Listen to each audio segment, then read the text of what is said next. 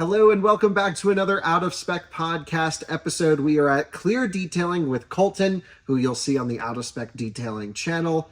And we're talking Tesla Model 3 variants. Yep. Different trims, different motors, because the other day, or maybe it's a couple weeks ago now, Colton drives a Model 3 dual motor, and he's like, Kyle, I just ordered a Model 3 Performance. Meanwhile, your car's leased for another 2 years, and you can't cancel the lease early. Nope. So I'm like, what are you going to do with two of these things? And you're like, oh, I want all the extra power and the performance. And I'm like, that's like $60-something thousand for something you only get the benefit of when you're past 75% throttle.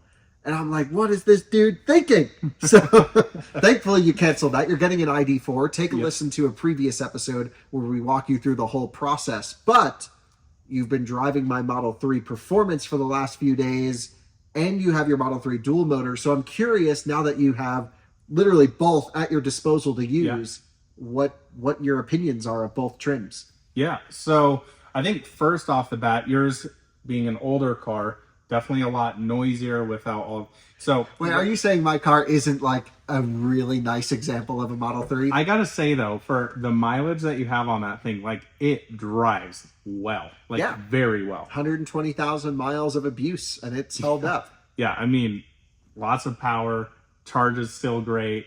I think has less rattles than the Plaid at this point in cold weather.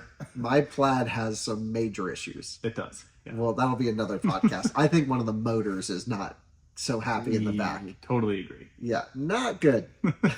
Yeah, totally agree. But like the suspension being a different one, from what I understand, and I think you'd know this better, the Model 3 long range that you can currently buy now is the exact same suspension on the Performance. That's correct as of today, because when Drew bought his Model 3 Performance, he got a 2022. He upgraded from, I think, a 2020. Mine's a 2019. Yep. And we drove in his car and we filmed a little upgrade. It was when they went to heat pump. It's when they went to dual permanent magnet motor. There were some other things. And we took it on a canyon road in Las Vegas, in some of the hills outside of Las Vegas, where, a lot of automakers do their hot weather testing. And we were like, what is going on? This thing's like a wet noodle. And then we went online and we realized that Tesla removed performance suspension from the Model 3 Performance. We're like, what's going on? Yeah. But I will say, handling wise, it does, on your suspension, it feels very different. Mine feels like on turn-in, it very much leans over, where yours is just like very initial, quick response. But yeah, I like that's the hard part, right? Is like, I like the ride of my car, but then when you really start pushing it, it's like, there's some shortcomings to that. Absolutely. But you always find shortcomings with stock suspension. Yeah. And I think Drew and I came up with the conclusion when we were reviewing his car that he had just bought, which was, okay, you can have, the older performance suspension, the more hardcore from the factory. Yeah. This is before the even comfort suspension came into effect. This is like a midway upgrade. But I think comfort suspension might just be Model Y. I'm not sure. Mm-hmm. Anyway, new Model 3 Performance, they really softened up. But when you think about the old car, it wasn't as hardcore as it needed to be for track use. No. So it's like, if you're a real driving enthusiast, you're going to Mountain Pass Performance and you're getting upgrades. Yep. No matter what. So why not make it comfortable for the people who just want the acceleration? Yeah, I think that's a good point. And, I always like the saying is, most people buy a car or think they need to buy a car for 1% of the actual use. I mean, my use is literally driving to and from Fort Collins every day. So it's like, it's really nice to have a comfortable space. You sit on the highway for a little bit. You come over here. It's a 25-minute drive. Exactly. Yeah. So it's not the end of the world. I will say I was quite surprised at the power difference in your car. It does feel substantially quicker. And do you find that mostly at low speed? Because I think driving your car, I always feel like it's a bit of a dog off the line. It's just a dual motor. It just doesn't want to get moving. But once you hit about 50 or 45 miles an hour, then it feels pretty strong. Yeah. I feel like my Model 3 tapers up top, but rips down low. Yeah, I would definitely agree. So mine, just for your knowledge, has the boost on it. The boost. Yeah, okay. So that changed the car dynamically quite a bit. I mean, it has more off the line punch, and then from like your 25 to 30 mile an hour, full throttle acceleration feels quite a bit better.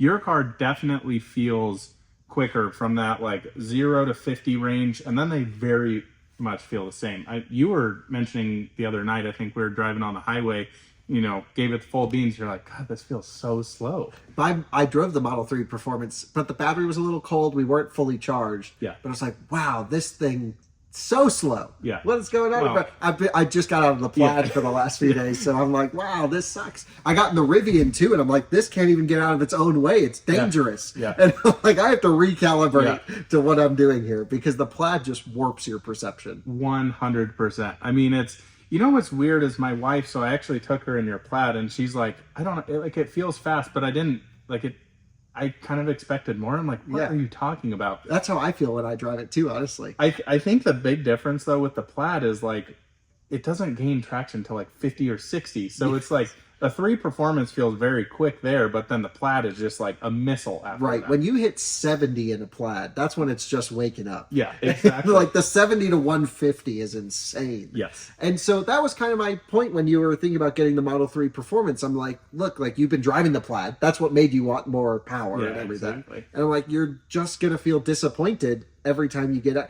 You can borrow the Plaid anytime you want. So like you have that car to drive. And it's like, oh, why are you going to go halfway and spend that much money? Yeah.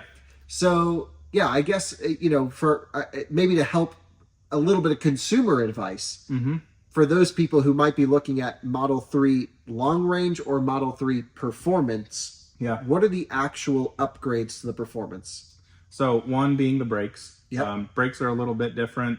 I'm not necessarily sure how very, very different they are. I haven't really pushed it to where you really, really notice it. I mean, you're driving on city streets, but I know that's a good upgrade. Yeah, the braking package on the Model 3 Performance is not a bad braking package. No, you can just do pads and fluid and you're done. Yeah. Yeah, and definitely having track mode makes a big difference. You know, I actually, because I just got the Nokian Hakkapeliitta R5s on my car the other day, turned off the, or turned on slip start so you could give it the beans, but I'm just like, I would just want to throw this thing around. Right. And I'm like, track mode would be so good, but I'll patiently wait 2 years for that. Well, yeah, and so you could always buy like a Mountain Pass Performance party box, which plugs into your car and turns off stability control. It's not as hardcore as track mode that lets you dial in all the things. Track mode is incredible. Yeah. And it's like McLaren tech in a Tesla. Yeah, it's silly. It's so wild. But I find I use it so infrequently. Yeah. Mostly because it's a pain in the ass to get into track mode. Because it's like I'm driving and I'm like, oh, I want to do a big skid here. Let me pull over, put it in park, go 3 menus deep, hit track mode, put it back in drive, and then, now there's a car in front of me. Yeah, exactly. So I just want to I just wish Tesla didn't lock out. Like, why do you need to be in park? I don't know. Yeah. They're like, we're obviously going to use it on public roads. Yeah. Like, just let us be idiots. I just don't like that level of safety. But my impression of Model 3 long range or Performance is actually to buy the LFP Standard Range Plus. Interesting. That's the sweet spot. You can full charge that sucker, drain it all the way out. That battery pack doesn't care. Yeah. You can be as abusive as you want to that car. I took one around the Nürburgring, and it had great thermal longevity, great driving dynamics, felt a little bit lighter because you don't have the motor on the front axle. And it's more efficient than the Model 3 long-range rear-wheel drive, which was like the holy grail. Yeah. I still think if you're buying a Model 3 and you're in the used market, long-range rear-wheel drive, early car, 2017, 2018, those things rock. Yeah. I had a really early one. My friend Ben had an even earlier one. His had the chrome Tesla badge and the Alcantara roof, which was a 2017. Wow. And it was like one of the first few hundred made. And that car was rock solid. Mine was like VIN 1800, my black one. Wow. And that one was rock solid and better built than my 2019. And I would say almost better built than the newest ones that I'm in as well. So I feel like they really paid attention back then. So if you're looking at buying a new Model 3, I think you go either end of the spectrum as an enthusiast. Yes, the middle one now does not make sense because they've raised the price so much. And have they changed this to where you can still order one, or is that still off? I haven't even looked lately. Oh, you may not be able to order a long range still. Yeah. But there are inventory cars that are long ranges, Yes. all-wheel drives. Yeah. And they're $4,000 off almost. Yeah. And the price point has shrunk down between Performance and the long range because they raised the price of the long range, I think almost $8,000 since I got my car. It's crazy. Yeah. It's crazy. And I don't know. I think they're still selling them. Yeah. I mean, look, they're doing like a little end of year push, but think about how much the prices have gone up. It's crazy. It's really insane. But they're really doing a lot with prices. Maybe we'll do another podcast on it because all of these inventory cars, that tells me something might be up. There might be a refresh coming because they only do these things when they're trying to blow out all the old cars and do something new.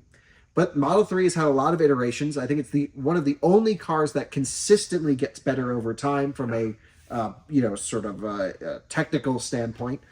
Crazy that they updated them from an induction motor to a permanent magnet front motor and didn't tell anyone. I only just figured this out a few months ago. Yeah. I was like, what? I was like, Drew, what does your car say? He's like, 2 permanent magnet motors. I get in mine. I'm like, mine says I have an induction motor. They drive the same. Yeah. It's just insane, but a totally different drivetrain. Yeah. So Tesla's just killing it, in my opinion. If you're getting a Model 3, standard range plus all the way, unless you need all-wheel drive. Yeah. And if you're a performance enthusiast, just get the performance. Yeah, I agree. It's still the best value car for the money. And it's quick delivery on them, too. I Oh, mean, yeah? Yeah, I had ordered, put my order, I think it was like early November, and it said it would be here November to December. So it could have been a couple of weeks. And back to the original question, which is, if you could get out of your lease, would you have gone for a Model 3 Performance? Yeah, definitely. I think that's right, yeah. I would recommend that. I absolutely love the Model 3. I mean, being around you, I've gotten to drive like everything lately. And I get in that car and I'm just like, it's at home. Everything works well. The dynamics are fantastic. The software is fantastic. Charge is great. It's just like, I don't know how much more you need. It's almost perfect in certain ways. Like you can sit nice and low. The seats are the best of any car. It's the benchmark. And imagine telling BMW 15 years ago that no one would buy a 3 Series and we'd all be driving Model 3s. Mm-hmm. Just crazy. I know we sound like Tesla fanboys. That's because we are. So yeah, definitely. Well, cool. Thanks for watching another Out of Spec Reviews. No, what are we on? Out of Spec Podcast episode. Let us know if you own a Model 3 or thinking about buying one and which trim you have or are going for, and if this video helped you in your buying process at all. Thank you for watching again. Bye-bye.